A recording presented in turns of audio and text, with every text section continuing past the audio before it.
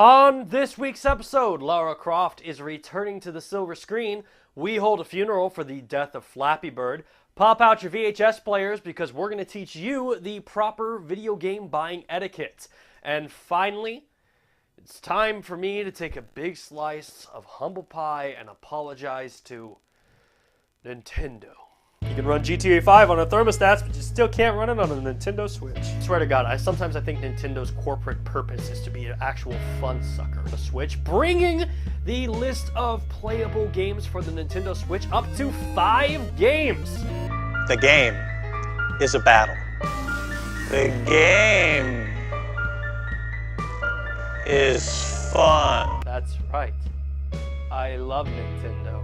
Their games are fun.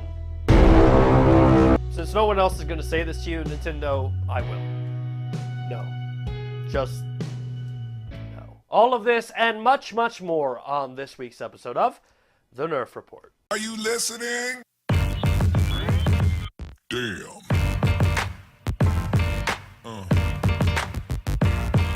Yeah.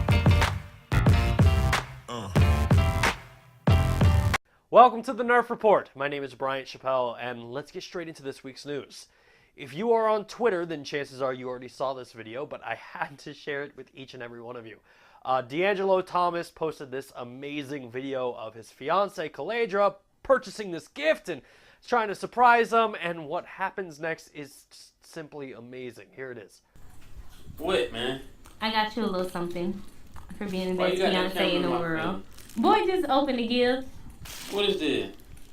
It got Ray name on it. because it's a surprise. It's the game you've been asking me for. You stop playing with me. For real. Open it. Don't play with me like that. Open it. You playing with you. Boy, please don't. What? What is it? That's the game you've been asking for. 2K, right? This is 17. It's 2017 though, right? What do you mean? Everybody ain't playing 2K18 and I'm not be up here sitting up playing 2K17. How they playing 2K18 when it's still 2017? What? What are you talking? You better, I hope you can return this. I hope you can return this. Matter of fact, call your mama. You going home. God, this is so priceless. I absolutely love this video. And it hits on a bigger issue. Like, for a non-gamer, buying a video game is a very difficult task. Which is why, 15 years ago, the Nerf Report, we filmed an educational series called So You're Buying a Video Game. And with the holiday season fastly approaching and tons of non-gamers buying gamers gifts, I thought it's the best time to dust off the VHS player, head down to the Nerf Report video archive, and share it with all of you. So, without further ado, here it is for you tonight, the educational series, So You're Buying a Video Game.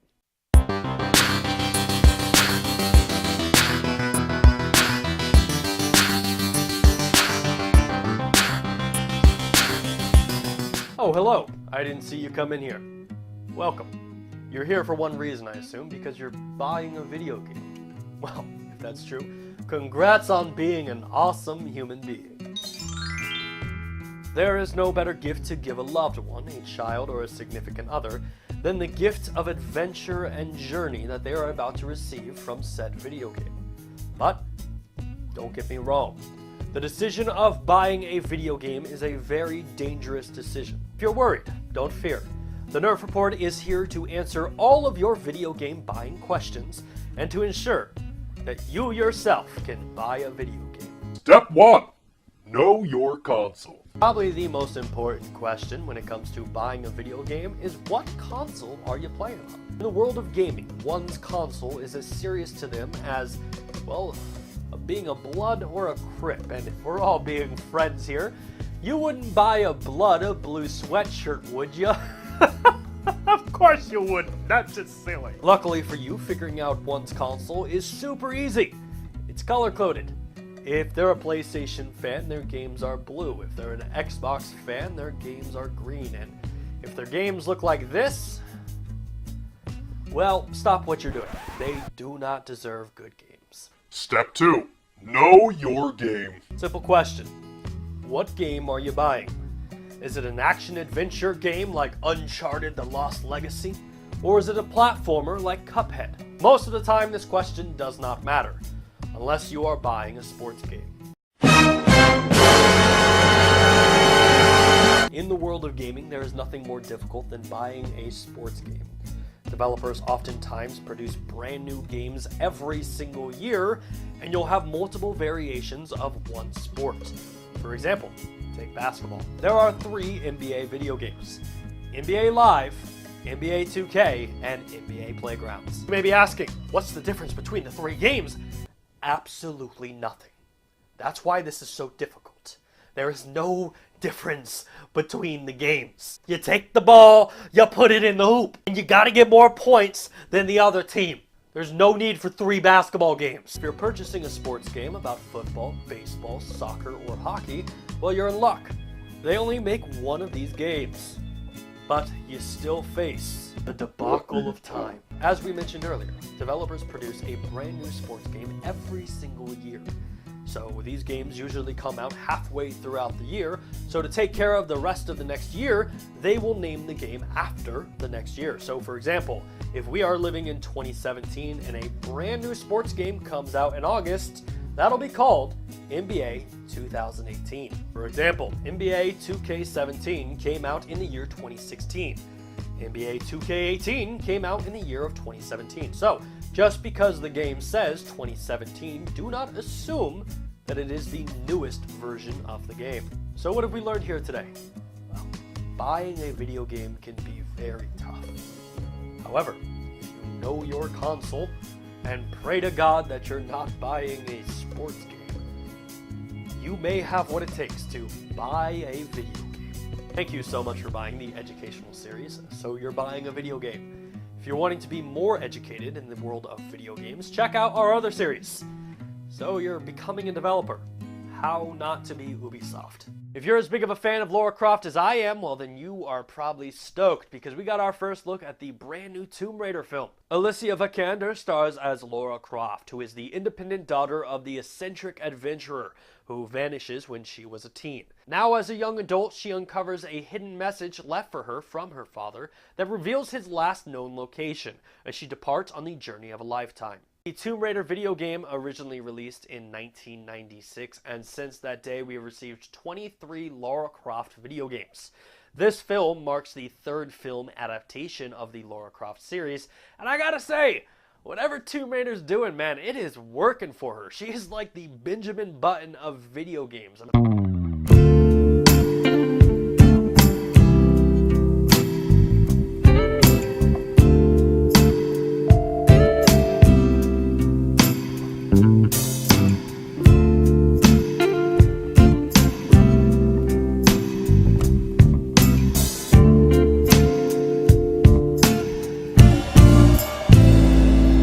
The film was inspired by the recent reboot of the Tomb Raider gaming franchise by Crystal Dynamics, and I have to say, if this movie is going to be anything like that game, it's going to be so awesome. I cannot wait for this film. Pokemon Go and Niantic were in the news this week as they announced their next in-game event for Pokemon trainers around the world.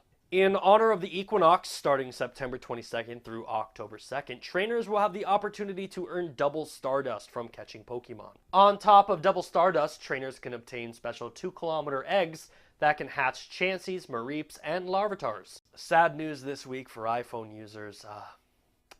If you know someone who uses an iPhone, you might want to reach out and offer your condolences because they lost a beloved game this week. You see, this week, iOS 11 brought the iPhone into the realm of 64-bit, which means any game running in 32-bit will be no more. Specifically, Flappy Bird. Flappy Bird was originally removed off the iPhone market in 2014 by its creator, Don Nguyen. However, if you kept it on your phone, you still could play it. You just couldn't re-download the game. At the time of removal, it was speculated that the game was generating $50,000 per day in ad revenue. But for those of us that kept the game, we enjoyed it. I play it to this day, but now with the looming update of iOS 11, Don Nguyen announced that he will not be bringing Flappy Bird from a 32-bit structure to 64-bit, which means it's gone. So with that in mind, I would like to take a second to remember a good friend, a good game, If you have a 40, I recommend popping it and pouring it out for this homie because we need to say goodbye to Flappy Bird.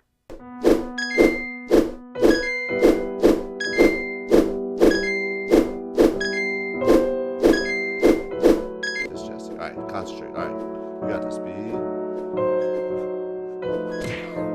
Why do they gotta put the pipe all the way down there? Actually, don't get this game because you will get mad and you will wanna kill someone! This is your fault! Honey, it's 4 in the morning. I think you should go to bed. Listen to me, mother. I have a question for you. Do you enjoy ruining your children's lives? Shane, I'm not playing yet. I think I get the other basic understanding though. You tap here, well you can tap anywhere I think. And then you just kinda go through the... God damn it! Here we go, baby. Here we go. Why is it so hard?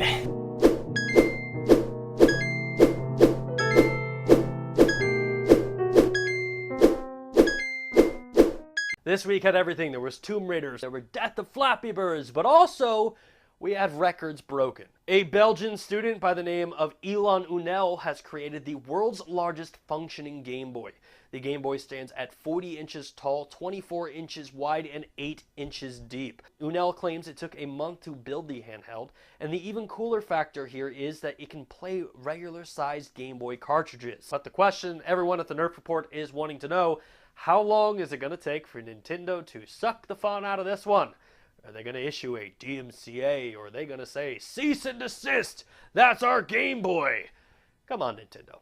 We can all have fun here. And with that being said, it brings me into my final segment, Dear Nintendo. One of my biggest gripes with gaming media today is their willingness to give praise to companies just to stay in their goodwill. Companies like IGN, Kotaku, and Game Informer, they give praise over nostalgia without reporting on the real truth of an issue. With the Nerf Report, I pride myself in the fact that I have the guts to say things that nobody else has the guts to say. And if you've watched this show from the beginning, you know that for months I have been criticizing Nintendo when the rest of the industry is just in love with every single thing that they do. I want to be very clear here. This is not sour grapes. The reason I criticize Nintendo is because I do not feel that they sell on quality. 90% of their sales are based on nostalgia. In the last 47 years, Nintendo has produced 250 Mario games, 34 Kirby games, 54 Donkey Kong games, and 30 Legend of Zelda games. And Nintendo's consoles recently have been a thing of lackluster as well. The Nintendo Wii and Wii U both were groundbreaking. However, there were massive compromises Nintendo made on the console that limited third-party support. The Nintendo Switch is a great step forward for Nintendo. It is a great handheld. Now I want to be clear, it's a handheld, not a console. When you claim the Nintendo Switch is a console, that means you immediately have to put it next to the Xbox One and PlayStation 4 in competition. And when you put the specs of a PlayStation 4 or an Xbox One X next to a Switch, they blow the Switch out of the water, so you can't tell me that the Switch is a superior console to the competition. For the last 3 generations of Nintendo consoles, they have used gimmicks to sell their product. The Nintendo Wii had motion controllers, the Wii U had a touch tablet, and then the Nintendo Switch gave you a portable tablet that you could take your games on the go. But in each one of those generations, because of the gimmicks, Nintendo compromised on physical hardware that limits third-party support. A couple months ago on the Nerf Report, we covered how you could run Doom on a Honeywell thermostat. And, well, I made this comment about Nintendo. You can run GTA 5 on a thermostat, but you still can't run it on a Nintendo Switch. Personally, I'd like to think Nintendo heard that comment, but in the reality of things, they probably don't even know I exist. But that doesn't change the fact that I was proven wrong. Because this week, Polygon posted an article showing Doom running on the Nintendo Switch. It's right there. Doom on the Switch. It's the campaign, the enemy placements and behaviors, the arcade mode. While I didn't play the multiplayer component, it will be available as a separate download for those who want it. It's a modern, cutting-edge, Game of the Year winning shooter, and it's running on a Nintendo handheld. However, with the game running on the Switch, Polygon did notice a few drawbacks. first thing first, Bethesda isn't sharing details on the frame rate or resolution, and for good cause. The answer is neither are as good as the Xbox One or PS4, or the gaming PC you built to play it maxed out. So why supply the ammunition? While the console versions enjoyed a steady 60 frames per second, a feature that helped advance the game's focus on speed and precision, the Switch's version runs mostly at a smooth 30 frames per second. I would like to give credit where credit is due. Nintendo. Good job on getting a massively popular game to run on the Nintendo Switch. I honestly didn't think it was possible, but you were capable of doing it. That being said, there's some serious issues we need to address here. The game runs at 30 frames per second, not 60 frames per second, which I would say is the industry standard.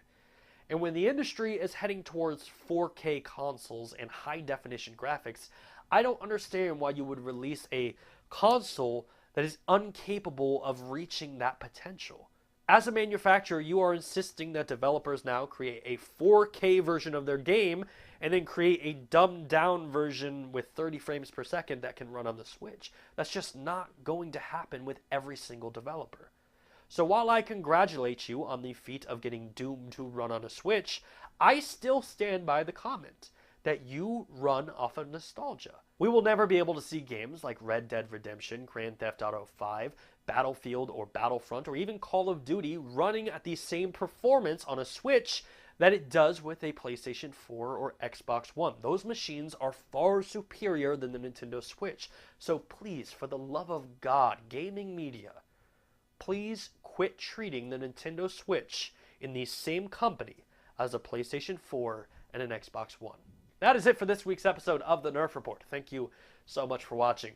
If you like what you saw, go ahead, give us a thumbs up, drop some comments down below, and if you're new here, please subscribe to the channel. Just click that little sub button up top. My name is Bryant Chappelle. You are you, but more importantly, this has been the Nerf Report. Are you listening?